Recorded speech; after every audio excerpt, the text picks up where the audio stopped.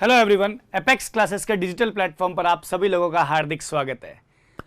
Video के इस section में हम लोग डिस्कस करने जा रहे हैं अग्नाशय ग्रंथि के बारे में। बच्चों, यहां पे हमारा जो है आहार नाल की ग्रंथियों का ये अंतिम टॉपिक है। आहार नाल में अपने पास में आहार नाल क्या, पाचन तंत्र के अंदर हमारे पास में ग्रंथियों का ये अंतिम टॉपिक है। और पाचन तंत्र में हमारे पास में कितनी ग्रंथियां थी? 3 ग्रंथियां, जिसमें हम लोग लार ग्रंथि के बारे में पढ़ चुके हैं। दूसरी ग्रंथि हमारे पास में यकृत के बारे में पूर्ण रूप से हम लोगों ने पढ़ लिया, पिछले वीडियो में ही पढ़ा था। और इस वीडियो में हम किसकी बात कर रहे हैं? अग्नाशय ग्रंथि के बारे में। तो अग्नाशय ग्रंथि के बारे में पहला पॉइंट देखिएगा, यह दूसरी बड़ी बहिस्त्रावी ग्रंथि होती है। कौन सी ग्रंथि है? बहिस्त्रावी ग्रंथि। कैसी है? बहिस्त्रावी ग्रंथि है। मेरी बात सुनिए, आप लोगों को मैंने पहले वीडियो में भी बताया था कि अग्नाशय ग्रंथि मिश्रित प्रकार की ग्रंथि होती है, लेकिन पाचन में इसका जो रोल रहता है, जो इसकी भूमिका रहती है, वो बहिस्त्रावी प्रकार की होती है। इसके बारे में मैंने पूर्ण रूप से आप लोगों को बता दिया था, वीडियो क्रमांक 1 के अंदर आप जाकर के देख सकते हैं बेटा, ठीक है ना। तो ये कैसी है? आपके दूसरी बड़ी बहिस्त्रावी ग्रंथि है। और पहली बड़ी बहिस्त्रावी ग्रंथि कौन सी होती है? यकृत। कौन सी होती है? यकृत। यकृत पहली बड़ी बहिस्त्रावी ग्रंथि है। और अग्नाशय कौन सी है? दूसरी बड़ी बहिस्त्रावी ग्रंथि का नाम क्या है? अग्नाशय है। ठीक है। इसका उद्भव कहां से होता है बच्चे? इसका उद्भव होता है भ्रूणीय एंडोडर्म से। कहां से हो रहा है इसका उद्भव बेटा? भ्रूणीय एंडोडर्म। और मैं अब तो बहुत बार बता चुका हूं ये भ्रूणीय और के बारे में, ये स्तर के बारे में। भ्रूणीय एंडोडर्म से इसका क्या है? उद्भव है। ये स्थित कहां होती है? इसकी स्थिति क्या होगी? ये स्थित होती है आपके पास में ग्रहणी तथा आमाशय के बीच में। क्या होती है? ये स्थित होती है। यकृत वाले मैंने बताया था आप लोगों को, जब मैंने आपको कनेक्शन समझाया था तब, है ना। तो ये क्या हो जाएगा? यह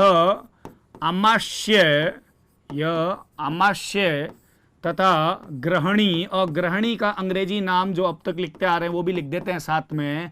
क्या नाम है? डियोडेनम। क्या आ जाएगा? डियोडेनम के मध्य में स्थित होती है। समझ गए क्या बेटा? बोलो हाँ। तो 3 बिंदु मैंने यहां पे आपको इसमें बताए हैं इसके बारे में कि शरीर की सबसे दूसरी बड़ी, पहली कौन सी होती है बेटा? पहली यकृत होती है। इसका उद्भव कहां से होता है? इसका उद्भव होता है भ्रूणीय एंडोडर्म से। ये पाई कहां जाती है? आमाशय तथा ग्रहणी के बीच में स्थित होती है। ठीक है। यह एक प्रकार की मिश्रित ग्रंथि है, जो मैं पहले बता चुका हूं, ठीक है ना। तो अब हम लोग यहां पे डिस्कस करने जा रहे हैं कि इस जो ये ग्रंथि होती है, इस ग्रंथि में क्या होता है? 2 प्रकार की कोशिकाओं के समूह पाए जाते हैं। कितनी प्रकार की? 2 प्रकार की कोशिकाओं के समूह पाए जाते हैं। इसको मैं थोड़ा सा अलग पेज पे लिखूंगा, यहां पे आप बहुत ही गौर से देखिएगा। इसमें क्या लिख रहा हूं बेटा? देखना, इसमें 2 प्रकार की कोशिकाओं के समूह पाए जाते हैं। समूह है बेटा, ठीक है ना, ग्रुप है। 2 प्रकार की कोशिकाओं के समूह पाए जाते हैं। समझ गए क्या? बोलो हाँ, है ना। अब ये 2 प्रकार कौन कौन से हैं उसका विवरण भी दे देता हूं मैं आप लोगों को। ये 2 प्रकार को मैं यहां पे विभाजित कर देता हूं, एक यहां लिख दूंगा और एक यहां लिख दूंगा। अब पहला जो प्रकार है उसका नाम क्या है? उसका नाम है आपके पास में एसिनाई समूह। कौन सा है? एसिनाई समूह। समझ गए बेटा। और दूसरा जो है वो है लैंगरहैंस। बहुत इंपॉर्टेंट है ये। लैंगरहैंस की द्वीपिकाओं। क्या जाएगा? लैंगरहैंस की द्वीपिकाओं का समूह। क्या जाएगा? लैंगरहैंस की द्वीपिकाओं का समूह। ये एक कोशिकाओं का समूह है और ये दूसरा कोशिकाओं का समूह है। अब ये किस प्रकार का स्त्रावण करेंगे वो मैं यहां लिख रहा हूं, बहुत ही अच्छे से देखना होगा आप लोगों को। ये स्त्रावण करता है सदैव बहिस्त्रावी। कैसा करेगा? बहिस्त्रावी। देखिए बहिस्त्रावी है, इसका मतलब पाचन में यही काम आएगा, क्योंकि ये कैसी ग्रंथि है आपके पास में पाचन के आधार पर बहिस्त्रावी है। और लैंगरेंस की दीपिकाओं के समूह क्या करेगा? स्त्रावण कर रहा है। किसका स्त्रावण कर रहा है? अंतःस्त्रावी। क्या आ जाएगा? अंतःस्त्रावी। यानी कि ये बहिस्त्रावी स्त्रावण देगा और ये अंतःस्त्रावी का स्त्रावण देगा, समझना, ठीक है। बहिस्त्रावी में जो स्त्रावण होगा वो होंगे आपके पास में मुख्य तौर पे क्या? एंजाइम्स। क्या होंगे बेटा? एंजाइम्स। और अंतःस्त्रावी में मुख्य रूप से क्या होंगे? हार्मोन्स। क्या होंगे? हार्मोन्स। तो अब हम क्या करते हैं कि एक नंबर पहले बात करना चाहेंगे एसिनाई समूह की। कौन से समूह की बात करेंगे? एसिनाई समूह की। एसिनाई समूह क्या करता है? सदैव एंजाइम का स्त्रावण करता है, और ये एंजाइम पाचक रस का संगठन में काम आते हैं और पाचन में अपनी भूमिका देते हैं। समझ हो ना मेरी बात में? तो पाचन में भूमिका जो निभाएगा वो कौन होगा? एसिनाई समूह होगा। और लगभग 98% पैनक्रियाज यानी अग्नाशय में एसिनाई समूह ही होता है, जिससे नलिका निकलती है, जिसको अपन अग्नाशय नलिका कहते हैं या विन्सेंट की नलिका कहते हैं, जो कि ऊपर से आने वाली सामान्य पित्त नलिका के साथ में जुड़ करके कहां पे घुस जाती है? ग्रहणी के अंदर घुसती है। ये मैंने आपको बताया था कनेक्शंस वाले वीडियो में। समझो ना मेरी बात को? तो एसिनाई समूह के बारे में तो एक ही बिंदु है, इसलिए मैं इसको यहां पे लिख देता हूं। एसिनाई समूह क्या कर रहा है आपके पास में? पाचक एंजाइम स्त्रावित करता है, स्त्रावित करता है। जो क्या करते हैं? पाचन में जिसकी क्या होती है? भूमिका होती है, पाचन में रोल प्ले करते हैं। समझ हो ना? अब ये कौन सा आपके पास में? लैंगरेंस वाला है। लैंगरेंस के ऊपर अभी अपन चर्चा करने जा रहे हैं। लैंगरेंस जो है आपके पास में द्वीपिकाओं, लैंगरेंस की द्वीपिकाओं का समूह है। इसमें तीन अलग अलग प्रकार की कोशिकाएं पाई जाती है। अल्फा कोशिका, बीटा कोशिका और डेल्टा कोशिका।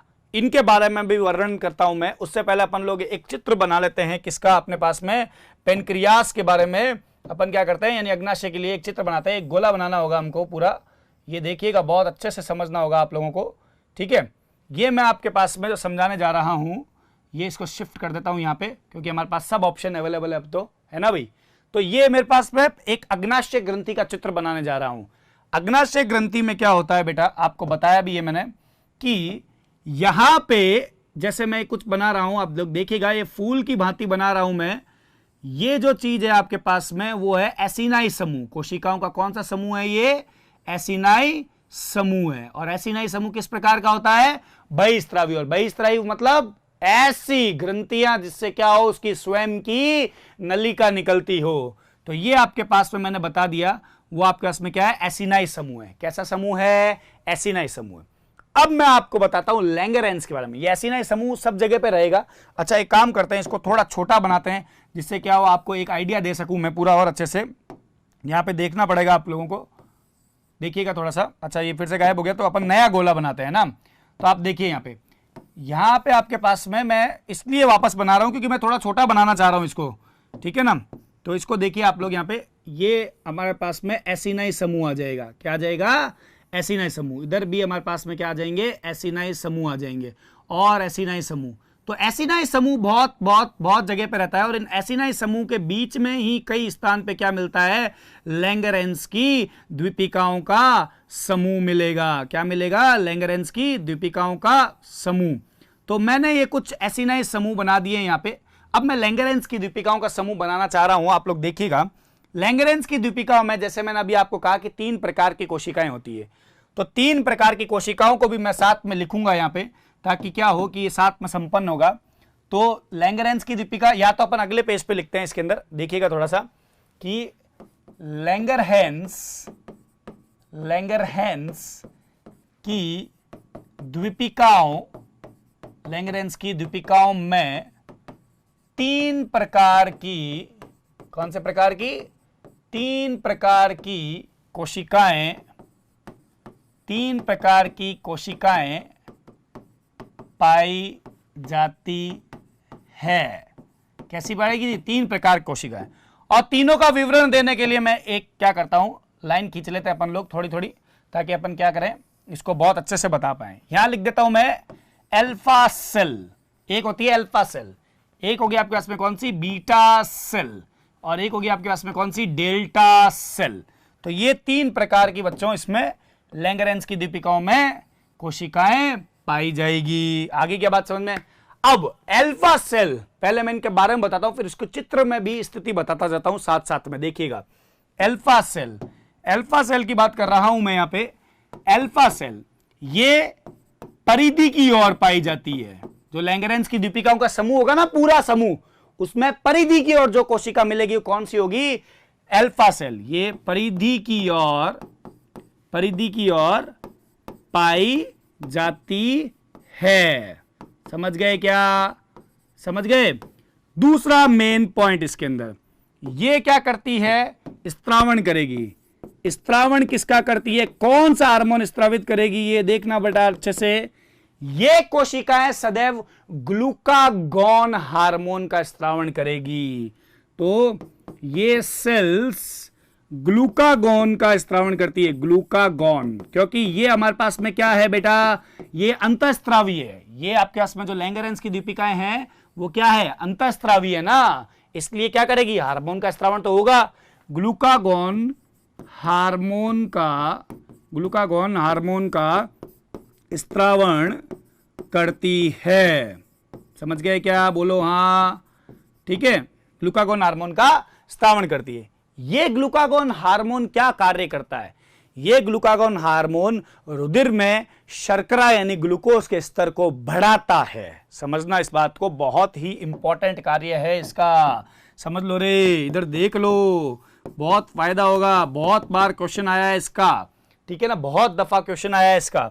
ये शरीर में, मानव शरीर में क्या कर रहा है, रुधिर ग्लूकोज मात्रा को बढ़ाता है। रुधिर में, यह शरीर में रुधिर में ग्लूकोज की मात्रा को बढ़ाता है, ग्लूकोज की मात्रा को बढ़ाता है। तो ये आपको यहां पे याद रखना होगा, सबसे इंपॉर्टेंट कार्य है ग्लूकागॉन का, क्या है, रुधिर में ग्लूकोज की मात्रा को बढ़ाता है। याद रख लेंगे बहुत अच्छे से। अब हम बात करते हैं यहां पे बीटा सेल के बारे में। बीटा सेल के बारे में प्रथम बिंदु में लिखने जा रहा हूं, देखिएगा थोड़ा सा। यहां पे पहला बिंदु मेरे पास में आ रहा है कि ये कोशिकाएं क्या होती है आपके पास में, केंद्र में पाई जाती है। कहां स्थित होती है, केंद्र में स्थित होती है। तो कोशिकाओं की स्थिति क्या हो जाएगी, केंद्र में स्थित। ये पहला नंबर आ जाएगा इसका। दूसरा, स्त्रावण क्या करती है, और सबसे इंपॉर्टेंट है इसका स्त्रावण, बता रहा हूं आपको, सबसे जबरदस्त इंपॉर्टेंट है इसका स्त्रावण। इसका है वो है आपके पास में क्या रे, इंसुलिन। क्या है, इंसुलिन का स्त्रावण कर रही है ये। तो यहां पे देखिएगा स्त्रावण है इसका क्या, इंसुलिन, ठीक है, क्या जाएगा, इंसुलिन। ये इंसुलिन क्या कार्य करता है, रुधिर में शर्करा के स्तर को कम करता है, बढ़ाता नहीं है, कम करता है। तो ग्लूकागॉन बढ़ाता है, इंसुलिन कम करता है, ये दोनों मिलकर के क्या करते हैं, बैलेंस करते हैं किसको, ब्लड ग्लूकोज लेवल को, शुगर के लेवल को। समझ रहे हो, अगर कहते हैं किसी व्यक्ति को शुगर हो गई है तो बाहर से वो इंजेक्शन खा रहा है इंसुलिन का, इसका तात्पर्य यह है कि अंदर जो है इंसुलिन बराबर नहीं बन रहा है, इस वजह से उसको बाहर से इंसुलिन लेना पड़ रहा है ताकि शुगर का लेवल वापस कम हो जाए। समझ रहे हैं इस बात को, तो ये बात आपको ध्यान में रखनी होगी। तो इंसुलिन का कार्य भी मैं यहां पे दर्ज कर देता हूं आपके पास में। इंसुलिन क्या कर रहा है, रुधिर ग्लूकोज के स्तर को कम करता है, स्तर को कम करता है। समझ गए क्या मेरी बात, बोलो हाँ सर समझ गए, है ना। रुधिर ग्लूकोज स्तर को कम करता है, मतलब ये दोनों एक दूसरे के विपरीत कार्य करते हैं, लेकिन दोनों जब बराबर कार्य करेंगे तो रुधिर में ग्लूकोज की मात्रा क्या रहेगी, मेंटेन रहेगी। चलिए बात करते हैं अपन लोग यहां पे किसकी, डेल्टा सेल की। डेल्टा सेल जो होती है आपके पास में, वो केंद्र तथा परिधि दोनों की ओर होती है। स्थित कहां होगी, केंद्र तथा परिधि की ओर। समझ रहे हैं, केंद्र तथा परिधि की ओर स्थित होगी। दोनों में बता देता हूं आप लोगों को, ध्यान रख लीजिएगा। एक और बात याद रखिए, ये कौन से हार्मोन का स्त्रावण करेगी? ये एक सोमैटोस्टैटिन का स्त्रावण करेगी। ठीक है, तो स्त्रावण क्या आ जाएगा इसका बेटा? स्त्रावण आ जाएगा इसका सोमैटोस्टैटिन। सोमैटोस्टैटिन ये क्या होता है? सोमैटोस्टैटिन, सोमैटोस्टैटिन जो होता है वो इंसुलिन और ग्लूकागोन का भी क्या होता है? हेड होता है। मतलब इंसुलिन और ग्लूकागोन को दोनों का नियंत्रण किसके हाथ में है? सोमैटोस्टैटिन के हाथ में रे। अच्छे से देख लेना, इंसुलिन क्या कर रहा था? शुगर को कम कर रहा था। ग्लूकागोन क्या कर रहा था? बढ़ा रहा था। लेकिन इन दोनों को भी चाबी भरने वाला इसका हेडमास्टर कौन है? सोमैटोस्टैटिन है। बात समझ में आ रही ना बेटा? इधर देखना, इसका कार्य लिख रहा हूं मैं यहां पे। यह इंसुलिन तथा, क्या लिख दूं बेटा? इंसुलिन तथा ग्लूकागॉन, क्या लिख देंगे अपन यहां पे? ग्लूकागॉन को नियंत्रित रखता है। क्या करता है? नियंत्रित रखता है। अर्थात यदि इंसुलिन की मात्रा ज्यादा हो रही है तो सोमैटोस्टैटिन क्या करेगा? ग्लूकागॉन की मात्रा को भी ज्यादा कर देगा या फिर ग्लूकागॉन की मात्रा को कम कर देगा। यदि ग्लूकागॉन की मात्रा ज्यादा हो रही है तो सोमैटोस्टैटिन क्या करेगा? उसके लेवल में इंसुलिन की मात्रा को भी क्या कर देगा रे? बढ़ा देगा, जिसकी वजह से क्या होंगे? दोनों मेंटेन रहेंगे। आगे क्या बात समझ में आ गई ना? वीडियो को लाइक कर दो। ठीक है, तो ये बात आप याद रखिएगा। यहां पे 3 कोशिकाओं के बारे में बताया। अब मैं इन तीनों का क्या कर रहा हूं आपको चित्र में बता देता हूं क्या स्थिति रहती है लैंगरेंज की दीपिकाओं की। तो लैंगरेंज की दीपिकाओं की स्थिति को समझने के लिए हम लोग यहां पे सबसे पहले कुछ ऑरेंज कलर की सेल से, या फिर ऐसा करते हैं थोड़ा अपन लोग डार्क कलर ही यूज करते हैं ताकि आपको दिख जाएगा। ये मेरे पास में यहां पे एक गोला बनाना था मेरे को, वैसे डैश डैश वाला, लेकिन इसमें है नहीं। तो अपन एक काम करते हैं कि यहां पे देखिएगा, ये मैंने आपके पास में लैंगरेंज की दीपिकाओं की कोशिकाओं का एक चित्र बनाने की कोशिश कर रहा हूं। आप बस यहां पे देखिएगा, इस स्थान पर देखने का प्रयास कीजिएगा, आपको बहुत अच्छे से समझ में आएगा। देखना बहुत अच्छे से, जूम करके भी बता दूंगा आप लोगों को, है ना। तो ये परिधि की ओर जो कोशिका होगी उस कोशिका का नाम मैं यहां पे रखने जा रहा हूं। कौन सी कोशिका? Alpha cell. कौन सी आएगी? Alpha cell. केंद्र में जो कोशिका होगी वो आपके पास में कौन सी होगी बेटा? वो होगी आपके पास में बीटा सेल। तो हम लोग इसका नाम भी यहां पे क्या लिख दें? Beta cell. अंडरस्टैंड? अब मेरे पास में यहां पे 3 नंबर पे जो कोशिका आ रही है वो कौन सी है? डेल्टा सेल, जो केंद्र में भी उपस्थित होगी और परिधि की ओर भी उपस्थित हो सकती है। तो ये आपके पास में कौन सी आ जाएगी? Delta cell. तो यहां पे क्या लिख दूं मैं बेटा? यहां पे डेल्टा सेल। और ये तीनों मिलकर के जो एक बीच में आपको गोला नजर आ रहा होगा, इस गोले को हम लोग क्या कहते हैं? यहाँ पे ये वाला गोला नहीं, इसको तो यहीं पे जमा कर देते हैं भाई, तो यहीं रुक जा। ठीक है, ये जो आपको नजर आ रहा है ना, देखिएगा एक बार हाईलाइट करके दिखाता हूं, ये वाला गोला, इस गोले को कंप्लीटली संपूर्ण तौर पे लैंगरेंज की द्वीपिकाएं कहते हैं। क्या कहते हैं? लैंगरेंज की द्वीपिकाएं। देखो ये रहा, दिखा अब, लैंगरेंज की द्वीपिकाएं कह रहे हैं हम लोग। तो इसका क्या नाम मैं साइड में लिख दूं क्या? इन तीनों को हम लोग क्या कह रहे हैं? लैंगरहेंस की द्वीपिकाओं का समूह या द्वीपिकाएं। ठीक है, और ये कैसे प्रकार की होगी? ये होगी अंतःस्त्रावी, क्योंकि ये हार्मोन का स्त्रावण कर रही है। ठीक उसी प्रकार यहां पे आपके पास में क्या हो रहा है? ये एसिनाई समूह है। एसिनाई समूह से आप जानते हैं क्या निकलती है? यहां पे अग्नाशय नलिका। क्या निकलेगी? अग्नाशय नलिका। तो क्या मैं इसका नाम भी लिख दूं? आप कहते हो तो लिख देता हूं। ये आ जाएगी मेरे पास में क्या? अग्नाशय नलिका। और अग्नाशय नलिका में जो जाएगा वो क्या होगा? अग्नाशय रस होगा। ठीक है, क्या होगा? अग्नाशय रस। और उसमें होंगे भरपूर मात्रा में पाचक एंजाइम। अभी बताऊंगा कौन कौन से एंजाइम होंगे अगले ही टॉपिक में। ठीक है, और इसका नाम क्या लिख देता हूं मैं? एसिनाई समूह। क्या आ जाएगा? एसिनाई समूह। तो ये इस प्रकार से क्या होती है आपके पास में अग्नाशय की स्थिति रहती है। ये आपके पास में मैंने क्या बनाया? अग्नाशय का एक काट का चित्र बनाया है जिससे आपको आइडिया लग जाए। लेकिन आप वो वाली बात कतई नहीं भूलोगे। कौन सी? कि अगर आपके पास में जैसे इंसुलिन और ग्लूकागॉन वाली, ठीक है, क्या करता है? ग्लूकागॉन ग्लूकागॉन क्या कर रहा है, ब्लड ग्लूकोज लेवल बढ़ा रहा है। क्या कर रहा है, ब्लड ग्लूकोज लेवल इंक्रीज कर रहा है, बढ़ा रहा है। और उसी जगह पे इंसुलिन क्या कर रहा है, इंसुलिन जो है वो ब्लड ग्लूकोज लेवल को कम कर रहा है। क्या कर रहा है, ब्लड ग्लूकोज लेवल को कम कर रहा है। और दोनों एक दूसरे के विपरीत कार्य करते हैं, जिसके परिणाम स्वरूप रुधिर में ग्लूकोज की मात्रा मेंटेन रहती है। समझ रहे हो मेरी बात को? तो ये बात आपको दिमाग में रखनी थी। ये संपूर्ण जानकारी जो मैंने दी है आपको, वो अग्नाशय के बारे में बताइए, अग्नाशय ग्रंथि के बारे में बताइए।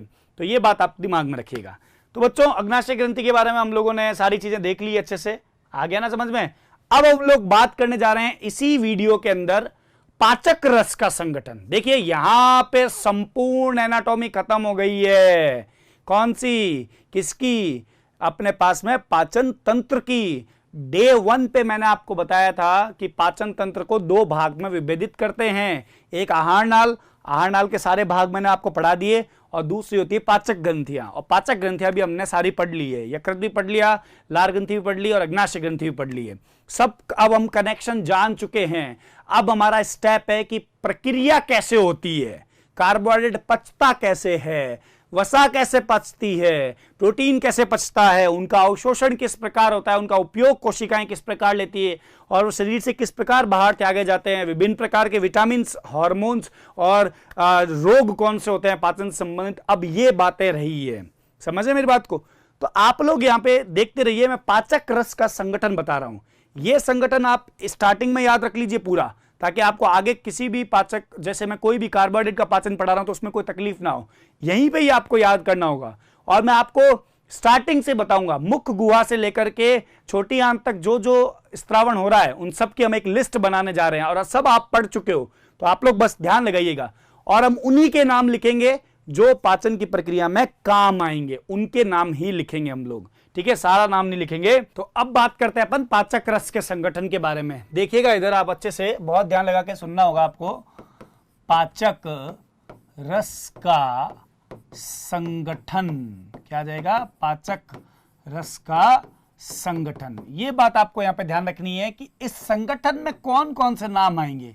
इस संगठन में वही नाम आएंगे जो आप अब तक पढ़ चुके हैं, परंतु सिर्फ उतने ही नाम लिखे जाएंगे जो क्या है आपके पास में काम आएंगे पाचन में। जैसे 1 नंबर पे अपन बात करें, स्टार्ट करें मुख से, ठीक है, मुख गुहा से। तो देखिएगा बहुत अच्छे से, जैसे मैंने लिखा है यहां पे क्या, मुख गुहा। मुख गुहा, मुख गुहा में जो स्त्रावण होता है वो होता है किसका, लार का। किसका स्त्रावण होता है, लार का स्त्रावण। तो यहां पे मैं क्या लिख देता हूं आगे, इस जगह पे क्या स्त्रावण हो रहा है यहां पे, 1 मिनट रुकिए, इसको इस तरीके से लिख देते हैं, जरा ध्यान से सुनिएगा अच्छे से। यहां पे ये रहा स्त्रावण, स्त्रावण हो रहा है किसका, लार का, ठीक है। क्या हो रहा है, लार का। अब लार का संगठन बहुत बड़ा था, जब हमने पढ़ा तब लार का संगठन बहुत बड़ा था, लेकिन हमको सिर्फ उसी में से वही चीज लेनी है जो पाचन में काम है। जैसे लार में जल भी होता है, श्लेष्मा भी होता है, लार अमाइलेज एंजाइम होता है, कुछ आयंस होते हैं, यूरिया यूरिक अम्ल होता है, आईजीए एंटीबॉडी होता है, लेकिन इन सब में पाचन में जो काम आने वाली चीज है वो क्या है आपके पास में, केवल और केवल लार एमाइलेज। तो यहां पे क्या लिखेंगे, लार में अपने पास में 2 चीजों के ऊपर अपन फोकस करेंगे। एक होगा हमारे पास में वो है लार एमाइलेज, जिसका दूसरा नाम टाइलिन भी होता है बच्चे, है ना। और एक होगा जो होगा क्लोराइड आयन। कौन सा आयन, क्लोराइड आयन। देखिए इन दोनों का अपने आप में क्या फंक्शन रहता है वो मैं बता देता हूं आप लोगों को, देखना जरा। लार एमाइलेज कार्बोहाइड्रेट के डाइजेशन में मदद करेगा, किसके, कार्बोहाइड्रेट। तो यहां पे मैं क्या लिख दूं, कार्बोहाइड्रेट डाइजेशन में ये सहायक, कार्बोहाइड्रेट पाचन में सहायक। समझ गए क्या बेटा, है ना। तो ये ध्यान रखना, लार एमाइलेज क्या करेगा, कार्बोहाइड्रेट के पाचन में सहायक होगा, और क्लोराइड आयन इस लार एमाइलेज एंजाइम को सक्रिय करेगा, ठीक है। यह आयन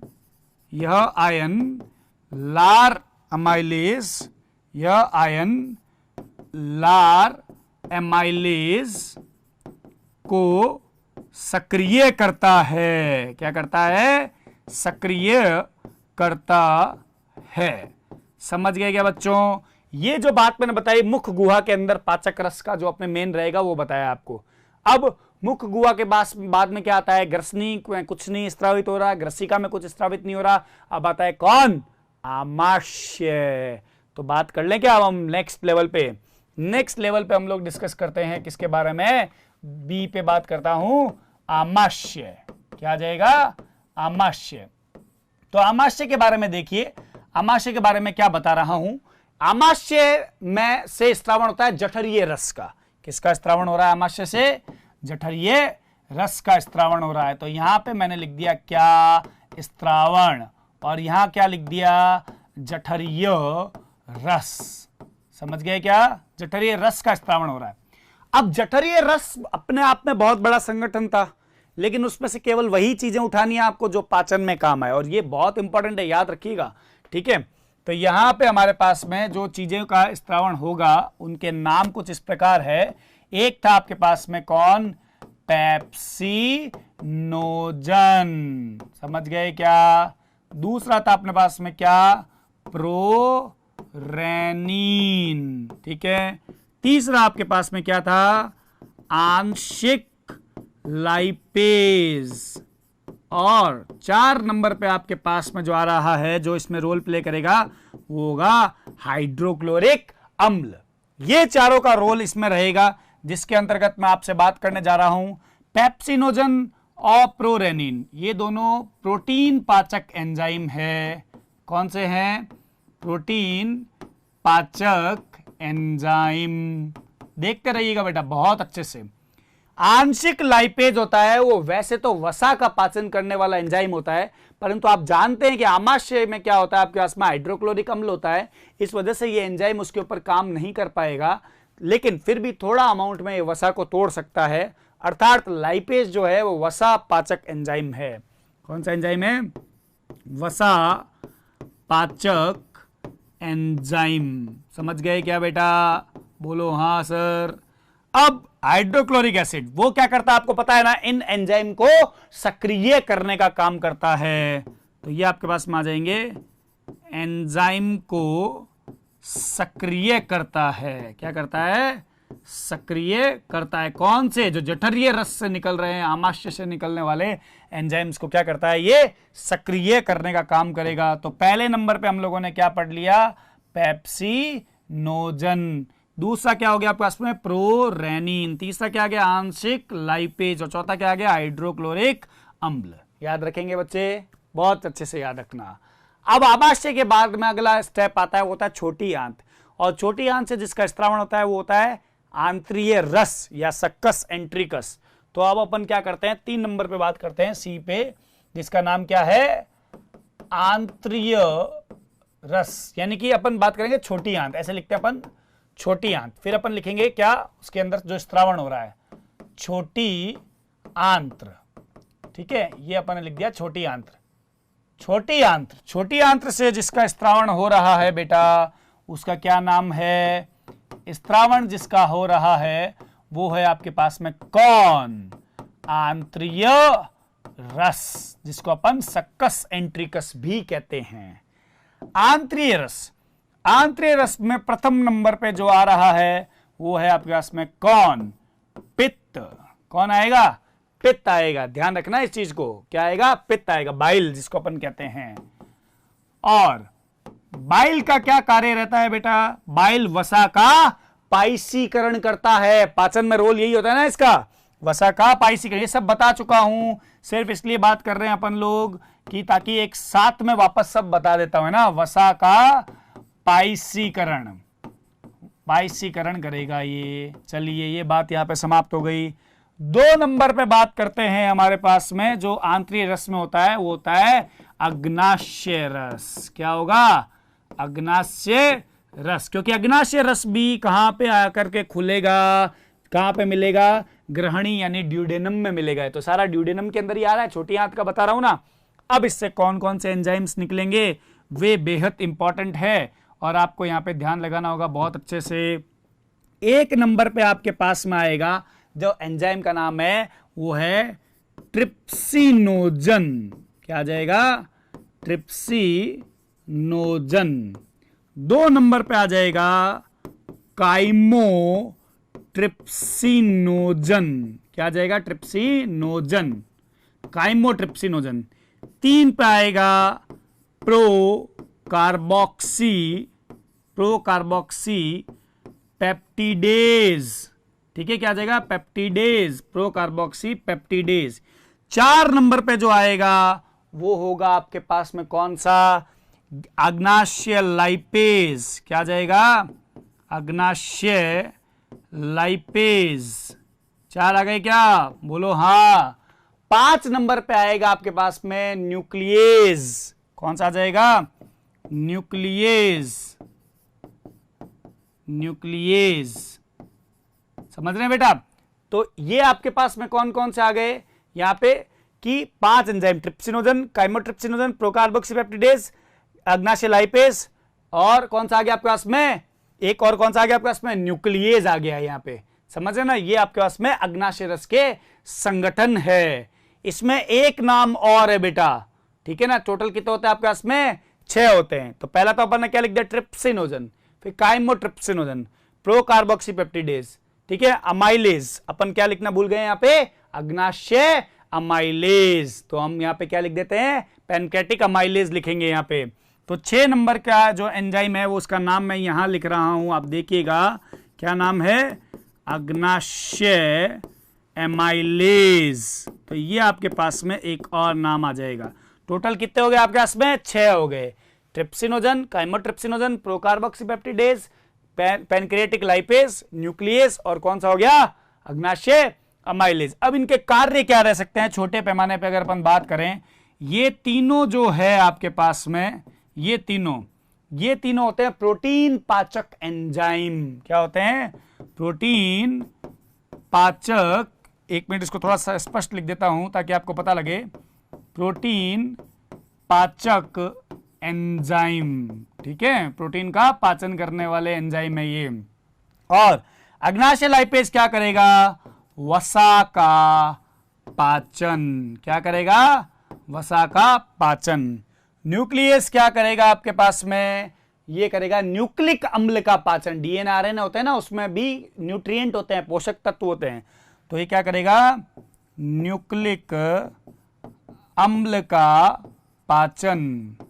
ठीक है, न्यूक्लिक अम्ल का पाचन, ये इसके अंदर आ जाएगा। अब एक और क्या रहा आपके पास में? अग्नाशय अमाइलेज। ये किसमें मदद करेगा आपके पास में? कार्बोहाइड्रेट के पाचन में। तो यहां क्या लिख दूं मैं आपके पास में? कार्बोहाइड्रेट पाचन। समझ गए क्या? बोलो हाँ, है ना? तो ये बात आपको यहां पे ध्यान रखनी होगी बेटा। याद रख लोगे अच्छे से, पूरा अच्छे से याद रखना है यहां पे, ठीक है। अब मैं यहां पे आपको बताने जा रहा हूं एक और चीज का। यहां पे आंतरियर, खुद का आंत का खुद का रस भी तो होता है, सक्कस सेंट्रिकस। उसका क्या आपके पास में यहाँ पे स्त्रावण रहेगा, उसके नाम भी हम लोग यहाँ पे लिखने चाह रहे हैं, ठीक है ना? तो देखिएगा आप लोग, यहाँ पे मैंने आपको क्या बता दिया? एक कैटेगरी पित्त, दूसरा अग्नाशय रस, तीसरा बताने जा रहा हूं कौन सा आपके पास में? आंतरिय रस का संगठन, है ना? जो भी आंत में ही होगा, है ना? आंतरिय रस का संगठन। समझिएगा थोड़ा सा आप लोग इसको अच्छे से। आंतरिय रस का संगठन। आंतरिय रस के संगठन में 1 नंबर पे जो आएगा वो आपके पास में है एंटेरोकाइनेज। ठीक है, क्या होगा? एंटेरोकाइनेज। ये एंटेरोकाइनेज क्या करता है? सारे क्या करेगा? अग्नाशय एंजाइम में से कुछ एंजाइम्स को क्या करेगा? सक्रिय करेगा। कौन से एंजाइम होंगे जिनको सक्रिय करेगा वो मैं आपको पाचन की क्रिया विधि में जरूर बताऊंगा, लेकिन इसका कार्य आपको इसके आगे सिर्फ और सिर्फ इतना ही लिखना है, एंजाइम सक्रियक। क्या करेगा? ये एंजाइम को सक्रिय करेगा। और कौन से एंजाइम को सक्रिय करेगा वो मैं आपको किस में बताऊंगा? पाचन की क्रिया विधि में बताऊंगा। 2 नंबर पे मैं बात करता हूं, यहां पे जो होगा वो है आपके पास में डाइसैकेराइडेज। क्या आ जाएगा? डाइसैकेराइडेज। डाइसैकेराइडेज में अपने आप में क्या होंगे? 2-3 एंजाइम आएंगे जिसका नाम है, एक है लैक्टेज, एक है माल्टेज, एक एंजाइम होगा जिसका नाम होगा सुक्रेज। समझ रहे हैं? लैक्टेज लैक्टोज के डाइजेशन में काम आएगा, माल्टोज के डाइजेशन में माल्टेज काम आएगा, सुक्रोज के डाइजेशन में सुक्रेज काम आएगा। अर्थात ये तीनों कार्बोहाइड्रेट के पाचन में काम आएंगे रे, है ना। अभी अपन और बात करते हैं, पहले फिर साथ में लिख देंगे इसका सारा। 3 नंबर पे मैं बात कर रहा हूं, एक एंजाइम और स्त्रावित होगा, उसका नाम है लिमिट डेक्स्ट्रीनेज। लिमिट डेक्स्ट्रीनेज ये एंजाइम भी कार्बोहाइड्रेट डाइजेस्टिव एंजाइम है, समझ रहे हो? याद रखिएगा आप लोग इसको, लिमिट डेक्स्ट्रीनेज। समझ रहे हैं ना मेरी बात को? तो ये अपने पास में आ गया। अब अपने पास में 4 नंबर पे जो स्त्रावित हो रहा है वो हो रहा है आपके पास में कौन सा? न्यूक्लियोसाइडेज। कौन सा आ जाएगा? न्यूक्लियोसाइडेज। और एक और आ जाएगा यहां पे आपके पास में 5 नंबर पे, न्यूक्लियोटाइडेज। क्या आ जाएगा? न्यूक्लियोटाइडेज। एक अब आपके पास में 6 नंबर पे जो आ रहा है वो है पेप्टिडेज। डाइपेप्टाइड और मोनोपेप्टाइड यानी कि प्रोटीन वाला। तो यहां पे अपन लिख देंगे क्या? पेप्टिडेज। ये आपके पास में क्या हो रहा है? एंजाइम आ रहे हैं, समझे मेरी बात को? तो ये कौन सा हो गया? लिमिट डेक्स्ट्रीनेज, सुक्रेज, माल्टेज, लैक्टेज, ये सब आपके पास में एंजाइम्स आ रहे हैं। अब इनका क्या रहेगा आपके पास में? कार्य क्या रह रहा है वो देखिएगा थोड़ा सा बहुत अच्छे से। ये जो आपके पास में आ रहे हैं ये सारे आपके पास में कौन से हैं? कार्बोहाइड्रेट। कार्बोहाइड्रेट। अच्छा, इस कलर से थोड़ा आपको दिख नहीं रहा होगा इसके ऊपर, तो थोड़ा हम चेंज कर देते हैं इसको, देखिएगा जरा थोड़ा सा अच्छे से। यहां पे कार्बोहाइड्रेट यहां तक, ठीक है, यहां से यहां तक कार्बोहाइड्रेट। कार्बोहाइड्रेट पाचक एंजाइम, समझ गए क्या? ठीक है, ये दोनों आ जाएगा न्यूक्लिक अम्ल पाचक एंजाइम। ठीक है, क्या आ जाएगा? न्यूक्लिक अम्ल पाचक एंजाइम। समझ रहे हैं मेरी बात को? पेप्टिडेज आ जाएगा प्रोटीन पाचक एंजाइम। और एक एंजाइम और बच गया जो मैं यहां लिखना चाहूंगा इस लिस्ट के अंदर, जिसको हम लोग यहां लिख देते हैं 7 नंबर पे जो आ रहा है वो है लाइपेज। कौन सा होगा? आंतरीय लाइपेज। एंड अगेन आंतरीय लाइपेज, या फिर अपन इसको मोनोग्लिसराइडेज भी कह सकते हैं। और ये आपके पास में किस में आ जाएगा? यहां पे किसका आ जाएगा? वसा पाचक एंजाइम। कौन सा आ जाएगा? वसा पाचक एंजाइम आएगा बेटा। अच्छा, इसको अपन ग्लिसराइडेज भी कह सकते हैं इस लाइपेज को, तो घबराएगा मत, कई जगह पे आपको ये भी देखने को मिल सकता है। तो ये बात आपको दिमाग में रखनी होगी, है ना। तो यहां पे आपके पास में क्या हो रहा है कि ये पूरा संपूर्ण जो आपके पास में आ रहा है वो किसका संगठन आ रहा है आपके पास में? ये आ रहा है आंतरीय रस का संगठन। तो बच्चों यहां पे मैंने आपको पूरा पाचक रस का संगठन समझा दिया है, मतलब कौन कौन सा एंजाइम कहां से निकल रहा है और किस कार्य में आपके पास में काम आ रहा है। अगले वीडियो के सेक्शन में मैं आपके पास में पाचन की क्रिया विधि के बारे में बात करना चाहूंगा, यानी मैं स्टार्ट करूंगा आपके पास में भोजन के अंतर्ग्रहण से। याद करना, 1 नंबर वाला वीडियो 5 पद बताए थे, भोजन का अंतर्ग्रहण, भोजन का पाचन, भोजन का अवशोषण, भोजन का स्वांगीकरण और भोजन का बहिक्षेपण। तो अपन जो नेक्स्ट वीडियो होगा उसमें बात करेंगे किसके बारे में? भोजन का अंतर्ग्रहण और भोजन का पाचन, जिसमें हम लोग कार्बोहाइड्रेट का पाचन पूर्ण रूप से पढ़ लेंगे, समझ रहे हैं। फिर अपन एक वीडियो में प्रोटीन का और वसा का और न्यूक्लिक अम्ल और का पाचन भी पढ़ेंगे। तो इस प्रकार अब ये पाठ समाप्ति की ओर बढ़ता जा रहा है। आप लोगों से उम्मीद है कि आप लोगों को ये वीडियो बहुत पसंद आ रहा होगा। आप लोग प्लीज़ इस वीडियो को शेयर कीजिए, इस वीडियो को लाइक कीजिए और हमारे चैनल को भी सब्सक्राइब कीजिए। साथ ही साथ कमेंट सेक्शन में आप ड्रॉप कर दीजिए अगर आपको कोई भी डाउट आ रहा है, तो डेफिनेटली मैं आपसे प्रॉमिस करता हूं कि मैं डाउट की क्लास लूंगा और लाइव आकर के भी ले लूंगा क्लास। तो उसमें भी आपको क्या रहेगा, सारा डाउट हम लोग क्लियर कर देंगे, ठीक है। So thank you very much.